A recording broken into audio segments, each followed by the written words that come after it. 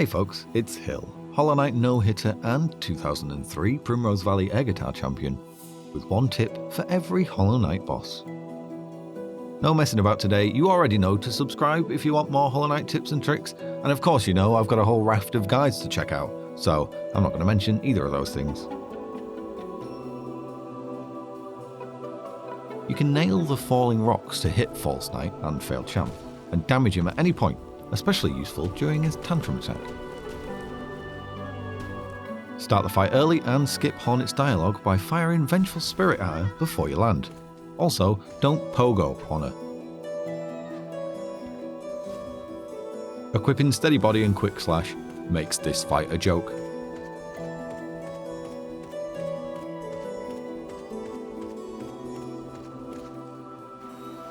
During the slam attack, jump up and attack as Gruz Mother's coming down, and slash again when you're dropping to hit her when she's going up.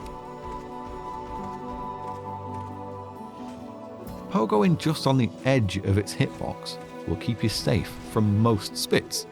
Then you can D-dive when it uses the big one.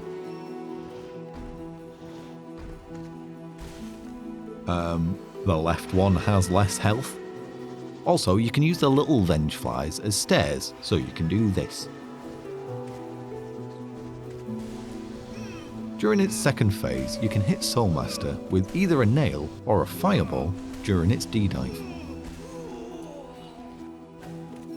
When the two Mantis Lords are on the side walls, try staying in the middle. This makes it easier to react to which boomerang pattern's coming. The follies spawn 5 seconds apart. Try staying low when you think the 5 seconds are up, and avoid having it spawn in unavoidable locations.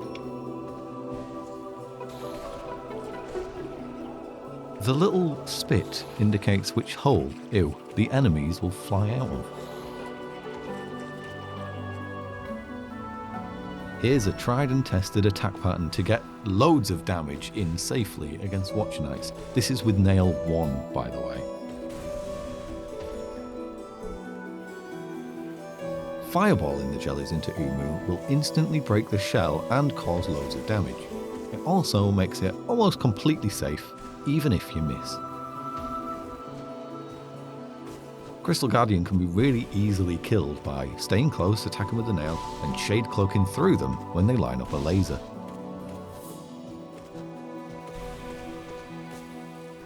Fireballing is a great way to clear the spikes that Hornet lays. You can often damage her at the same time as well.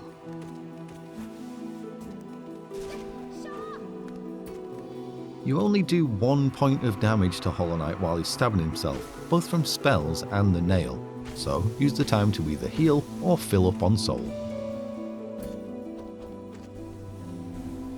Abyss Shriek is your best friend in this fight. You can hit Radiance with full damage even from standing in first phase.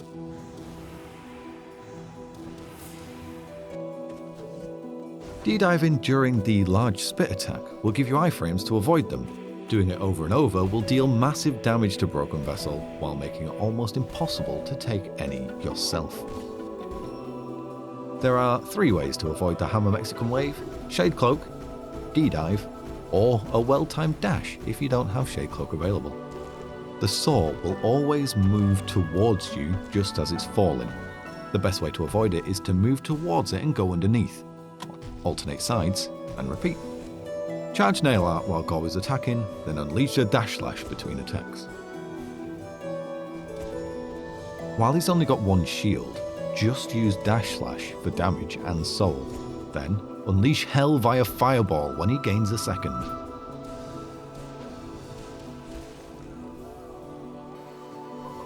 Move to the side of the arena and then play Swing Ball. Mark of Pride, Heavy Blow, Long Nail makes this even better. There's a safe spot, completely safe from damage, in the bottom middle of the arena. Stay low, dash away as Xero attacks, then upswing or Abyss Shriek to deal damage.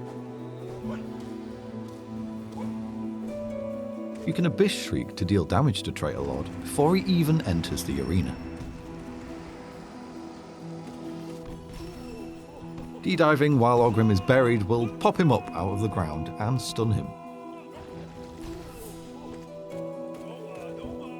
A super simple attack strategy is to pogo on top of the beast, use Monarch Wings to avoid the Tamer, and then D-dive as it rolls away and walk out the side to avoid damage. Then repeat.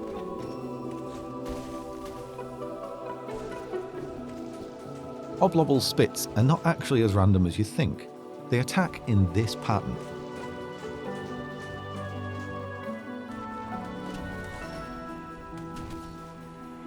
You can keep Failed Champ permanently staggered by attacking the armour and not the grub, allowing you to fill up on soul with Dream Nail and get free heals.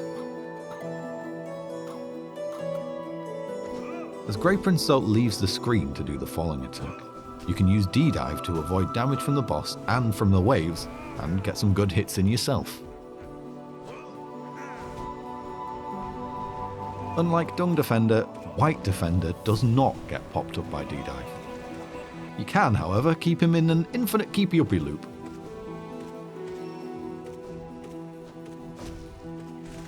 Equipping Heavy Blow means Lost Kin will stagger in just 6 hits, which means with double or even triple fireballs, you can stagger him very, very quickly.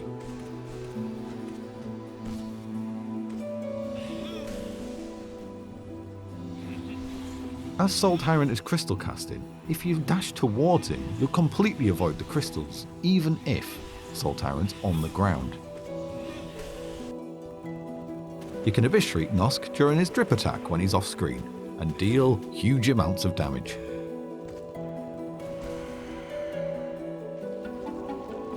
Grimm's health is actually indicated when he uses the Pufferfish attack, triggering at 75, 50 and 25% health. It will trigger immediately if you disrespect him though. The best place to fight Collector is super close. Upswing and Abyss Shriek for massive damage. To avoid the spikes, line yourself up with this gap in the first one and then D-dive to avoid the others. Much like Crystal Guardian with Enraged, just do the same thing, or D-diving also works.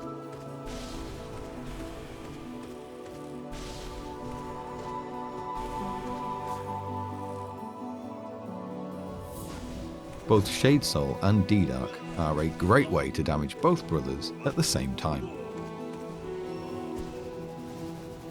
Other than the yellow attack, Sheo's paint can be most easily avoided by staying low to the ground.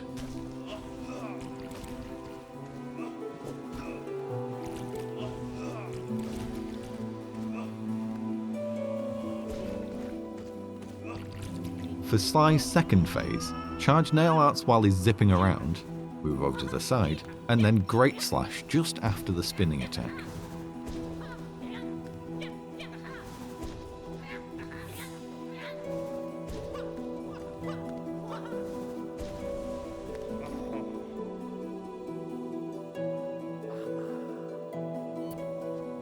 Try to stay away from the edges of the platform, as the sisters can fly in before you've got chance to react.